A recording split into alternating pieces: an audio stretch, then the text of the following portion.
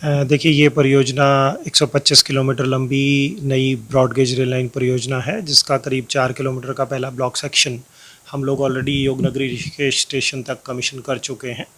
और बाकी जो करीब 121 किलोमीटर बचता है वो उसकी कमीशनिंग बाकी है। उसका जो निर्धारित लक्ष्य है वो 2028 और 2029 के बीच में है। शुरू के 2 ब्लॉक सेक्शन हम लोगों ने कमिटमेंट दिया है कि जून 2028 में पूरे हो जाएंगे, और बाकी के ब्लॉक सेक्शन 2029 के लिए टारगेटेड है। लेकिन हम लोग उसको भी कोशिश कर रहे हैं कि हम लोग 2028 में ही उनको भी कमीशन कर दें। और आपने जैसा कि मीडिया में आता भी रहता है और आप लोगों ने देखा भी होगा कि उसमें काम बहुत तेज़ी से चल रहा है। अभी जो करंट स्टेटस है इसमें जो ट्रेन जो जाएगी मेनली 83% रूट टनल से होकर जाता है। तो इसमें 16 मेन टनल्स हैं और 12 एस्केप टनल्स हैं। तो जो 16 मेन टनल्स हैं उसमें से 13 टनल्स में ब्रेक थ्रू हो चुका है, उसमें फाइनल लाइनिंग का काम चल रहा है। और हम लोगों ने साथ में ही जो टनल्स कंप्लीट हो गई हैं जिनमें फाइनल लाइनिंग का काम हो चुका है, उनमें हम लोगों ने बैलास्टलेस ट्रैक डालने का काम शुरू कर दिया है। साथ में जो पीछे पीछे बाकी काम होते हैं, जैसे इलेक्ट्रोमैकेनिकल के वर्क्स होते हैं, ओवरहेड इक्विपमेंट के वर्क होते हैं, और जो सिग्नल एंड टेलीकम्युनिकेशन के वर्क्स होते हैं,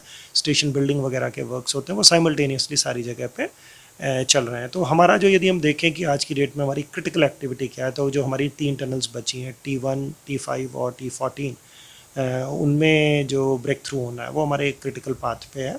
तीनों टनल्स का ब्रेक थ्रू हम एक्सपेक्ट कर रहे हैं कि T1 का ब्रेक थ्रू हमारा इस साल के एंड तक पूरा मेन टनल और एस्केप टनल का हो जाएगा। से इसी तरह T14 का भी इसी साल के एंड तक ब्रेक थ्रू हो जाएगा। और जो T5 है, जो सबसे लंबी नेटम वाली टनल है, वो उसका जो ब्रेक थ्रू होगा वो करीब मार्च अप्रैल तक जाएगा अगले साल।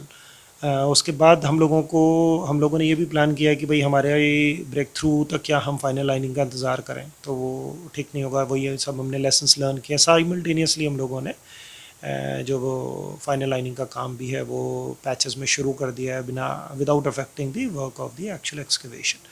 इसी तरीके से जो ब्रिजेज़ हैं, करीब 19 मेजर और इम्पॉर्टेंट ब्रिजेज़ हैं, तो 19 में से करीब 8 ब्रिजेज़ का काम तो पूरा ही ख़त्म हो गया। बाकी का काम भी हम लोग एक्सपेक्ट कर रहे हैं कि मार्च 2027 तक सबका काम कंप्लीट हो जाएगा। बैलास्टलेस ट्रैक का काम जो है वो T2 टनल में शुरू हो चुका है। बाकी हम लोगों ने करीब 5 टनल्स ऑलरेडी हैंड ओवर कर दी हैं बैलास्टलेस ट्रैक के लिए, तो उन सब में भी बड़ी जल्दी से काम शुरू होगा। हमारी जो फ्लैश बट वेल्डिंग की मशीन है वो भी हम लोगों की एक आध दिन में यहाँ पहुँच जाएगी। उसका भी ट्रैक लेइंग का काम भी, लिंकिंग लेइंग का काम भी हम लोग तेज़ी से शुरू कर देंगे। साथ ही में देखिए की क्या है कि जब हम लोग फाइनल ब्रेक थ्रू करें उस समय हम लोग स्टेशंस तैयार रखें। उस समय हमारी बाकी टनल्स में ट्रैक बिछा हुआ हो, स्टेशंस पे ट्रैक बिछा हुआ हो, सिग्नल टेलीकम्युनिकेशन के काम और बाकी सारे काम बाहर के ख़त्म हो चुके हों, तो उसके ऊपर हम लोग बहुत तेज़ी से काम कर रहे हैं। और वो सारे काम आपको धरती पे आई थिंक अगले साल मार्च अप्रैल से पूरे के पूरे कंप्लीट होते हुए, एक एक करके कंप्लीट होते हुए दिखने भी शुरू हो जाएंगे।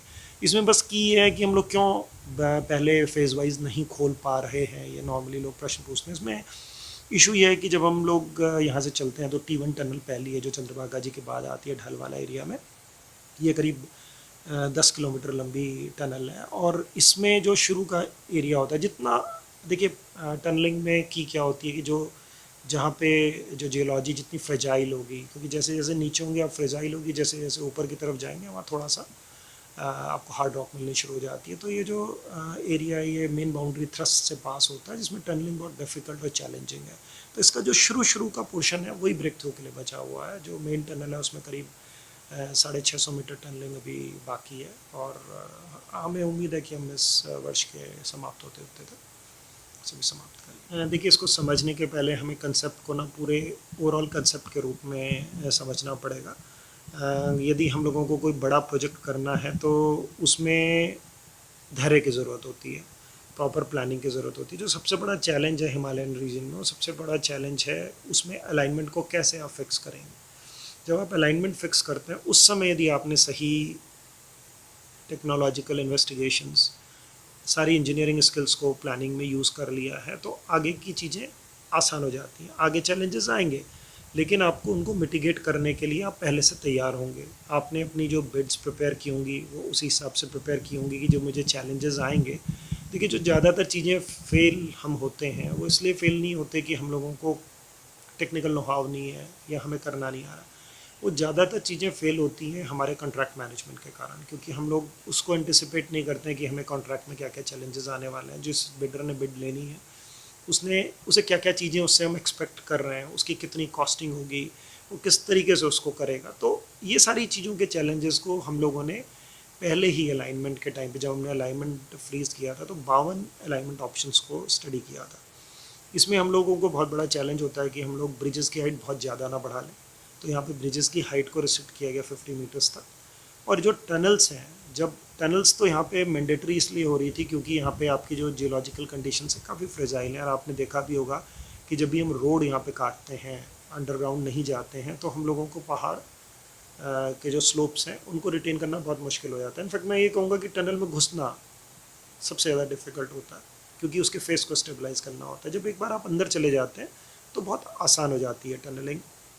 इसीलिए यहाँ पे ये कहते हैं ये एरिया अर्थक्वेक प्रोन है।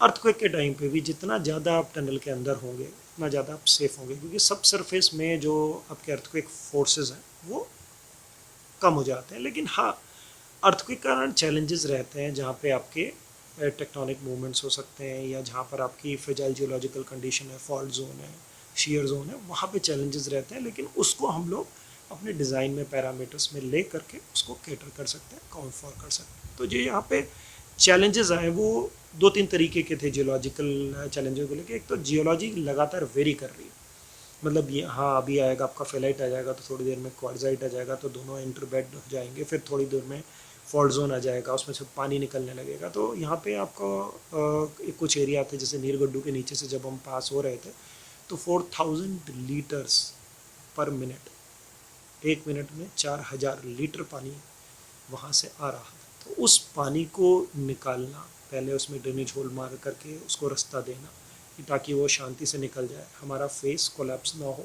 और उसको बिना किसी इवेंट के, मतलब बिना किसी फेल्योर के, बिना किसी कोलैप्स के और बिना किसी हानि के, मैन पावर को अनसेफ हुए चीज़ों को निकल जाना, ये बहुत ही मतलब काबिल तारीफ़ काम है। हमारी जो एजेंसीज़ है, वर्क फोर्स है, उन लोगों ने बहुत अच्छा काम किया। हम लोगों ने शुरू में एक्सपर्ट इंटरनेशनल एक्सपर्ट्स का भी यूज़ किया, लेकिन आज मुझे कहते हुए गर्व होता है कि जो हमारे साइट इंजीनियर्स यहाँ पर सारे हैं वो सारे हमारे लोकल जो कॉलेजेस हैं, घुड़दौड़ी और NIT श्रीनगर, यहाँ के प्रोडक्ट हैं जिनको हमने कैंपस इंटरव्यू के थ्रू 2017 में अपने यहाँ लिया था RVNL में, और वो आज मतलब इंटरनेशनल एक्सपर्ट्स को पढ़ाने की स्थिति में है। तो जो नॉलेज जो हम लोगों ने यहाँ पर हमारी टीम ने पूरा गेन किया, तो ये टीम आगे के भी डेवलपमेंट के लिए पूरी तरीके से सज्ज है। आपने एक चीज़ वर्ड यूज़ किया, गेम चेंजर। जो है लोकल पॉपुलेशन है और जो टेक्निकल क्लास है कंट्री की और इंटरनेशनल, वो इसको बहुत एक बड़े गेम चेंजर के रूप में दो कारणों से देख रही है। एक जो पहले मैं आपको बताऊं, जब हम लोग यहाँ शुरू में प्रोजेक्ट को के बारे में स्टेट में डिस्कशंस करने जाते थे, हमें कई जगह लोगों से सुनने को मिलता था कि तुम मजाक कर रहे हो क्या, यहाँ तो पहाड़ बड़े कच्चे हैं और यहाँ ट्रेन कैसे जाएगी और टनल कैसे बनाओगे, इतनी लंबी टनलों की बात करते, लगता है आप लोगों का दिमाग ख़राब हो गया।